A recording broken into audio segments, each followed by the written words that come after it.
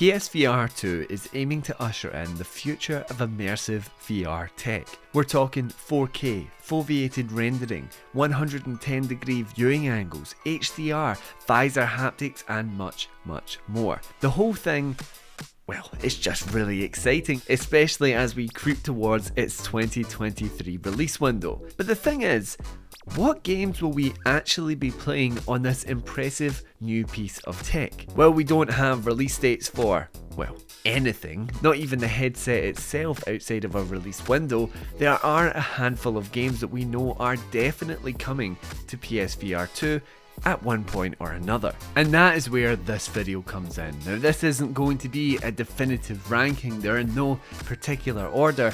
And it isn't every PSVR2 game that's been confirmed so far. These are just the 10 that we are most excited about, and we will be covering more titles as they are announced. Anyway, my name is Aaron, and join me as we don the visors to explore the top 10 PSVR2 games that have been confirmed so far.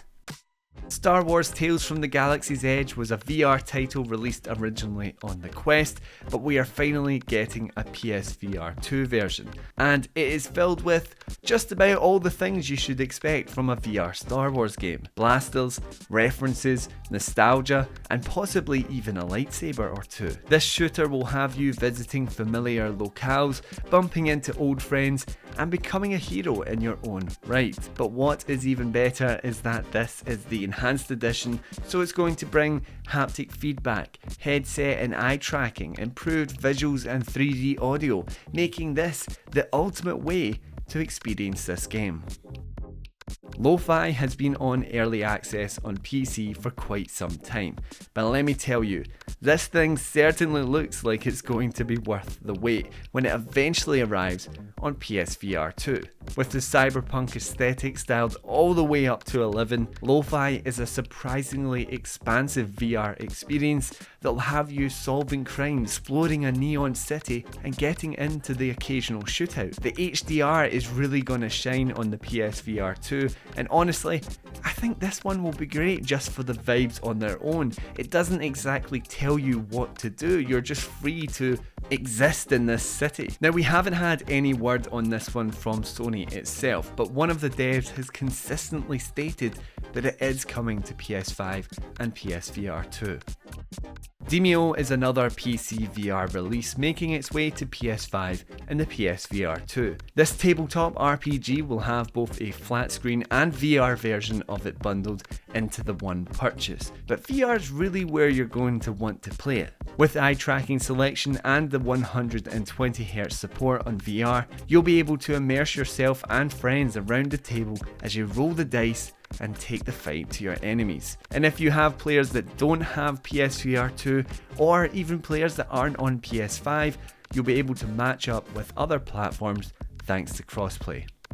No Man's Sky is just the gift that keeps on giving. With its endless barrage of free content updates and quality of life improvements, No Man's Sky was already a pretty solid PSVR offering on the PS4. However, now with the new PSVR2 port on the way, I cannot wait to get that bump in clarity. No Man's Sky is already a colourful universe, but the PSVR2 headset is just going to amp up the immersiveness, especially with its even more responsive controls. With seamless space travel and unique worlds, PSVR2 is going to be the best way to experience this game. Among Us VR is coming to PSVR2, and while you might initially roll your eyes like I did, if you stop to think for a minute, like really think about it, this could be one of the most hilarious and nerve-wracking uses of the new tech. Just think as the killer sneaking through the air vents, peeking around corners and taking one last physical look around before you strike your prey. Or on the other end, you're just going about your business trying to fix the ship, and you start to think, is that someone staring at me from down the hallways? If PSVR2 becomes as mainstream as Sony hopes it will, this could be one of the best ways to game with your friends. Firewall 0 Hour was a game with potential, but ultimately one that was limited by the tech. But now we have Firewall Ultra, the mega tactical VR shooter that is taking the tech to the next level. We haven't seen much of the game, but our first look revealed something moody and unrestricted. And I can't be the only one that lost it when it was revealed that the game would support eye tracking, so that you can actually select your weapon just with your eyes. Not only is the tech incredibly awesome, but this will strip down the clunk of the original game, so you can keep your mind on the action and not which buttons you need to press. Horizon Call of the Mountain is by far one of the most ambitious looking games of the PSVR2 lineup, with the vibrantly tropical world of Horizon already reeling us in with the likes of Zero Dawn and Forbidden West. The idea of being able to step into this world and feel it all around you is beyond exciting.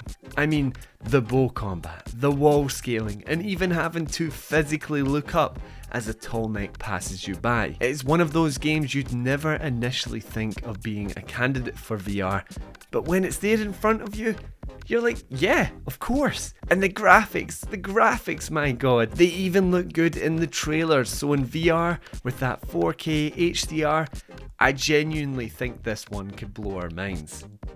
Resident Evil Biohazard was the first full-length game that I played on the PSVR, and it wasn't just the most terrifying experience I had ever had, but I revelled in the whole claustrophobic immersion that was at the time incompatible to anything I had played before. But now we have Resident Evil Village, which is finally getting that VR port with the PSVR2, and this time not only are we getting all the technical bumps such as resolution to increase the disturbing details and all the creepy, crawly and goopy things, but also the freedom of the PSVR Sense controllers, which free up our movement from the restrictive PS4 controller grips that came with Biohazard. I have been holding off with Village specifically for this, so I know this one's going to be a day one purchase for me. The Walking Dead Saints and Sinners Chapter 2 Retribution may be one of the longest PSVR2 titles and remain that way for quite a while, but I'd say it's worth reading out in full. The original Saints and Sinners benefited from some truly well thought out VR controls, which just sort of made sense. But amping up the realism and increasing your weapon's arsenal here, The Walking Dead Saints and Sinners Chapter 2 Retribution is hoping to expand upon the ideas of the original, whilst also just providing a far more visually pleasing experience. No one's going to argue that the first one was a looker on VR, but now we get to see all those lovely gory details as you try and remove your knife from a zombie's skull.